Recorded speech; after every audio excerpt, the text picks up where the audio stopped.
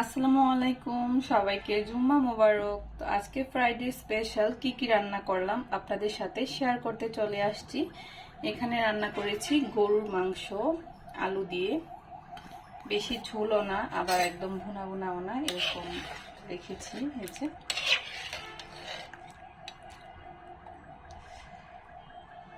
তো এইভাবে গরুর মাংস রান্না করে খেতে কার কার পছন্দ কমেন্ট করে জানাবেন। আমাদের বাসার সবাই আলু দিয়ে খেতে অনেক পছন্দ করে, সেজন্য আজকে আলু দিয়ে রান্না করলাম। আর এখানে আজকে ভাজি করেছি ইলিশ মাছ, মানে আমার হাজবেন্ড বলছে আজকে ইলিশ মাছ খাবে, সাথে পটল ভাজা। তো ইলিশ মাছের সাথে কয়েকটা পটল এভাবে কেটে দিয়ে দিয়েছি, পটলগুলো ভাজা হয়ে গেছে।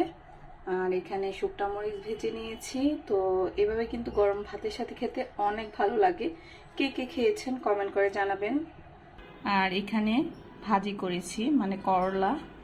তো এইভাবে করলা ভাজি করলে মানে গরম ভাতের সাথে খাওয়ার সময় একটু তিতা লাগে না। আমিও ফার্স্ট টাইম খেতাম না, বাট এখন খেতে ভালোই লাগে। তো বেশি করে কাঁচামরিচ দিলে এভাবে খেতে অনেক ভালো লাগে। তো আপনারাও ট্রাই করতে পারেন। আর চুলার আঁচটা মিডিয়াম আঁচে দিয়ে রান্না করবেন, লো আঁচে না, কারণ করলা সিদ্ধ হয়ে গেলে বেশি তিতা বেশি লাগে। তো এই ভাজিটা কিন্তু আমাদের শরীরের জন্য অনেক উপকার। অনেকেই আমরা করলা খেতে পারি না, তো এইভাবে করলা ভাজি করলে গরম ভাতের সাথে খেতে অসাধারণ লাগে। তো সবাই ভালো থাকেন, সুস্থ থাকেন। আর আমার রান্নাবান্নাগুলো আপনাদের কেমন লাগে কমেন্ট করে জানাবেন। সবাইকে ধন্যবাদ। আল্লাহ হাফেজ।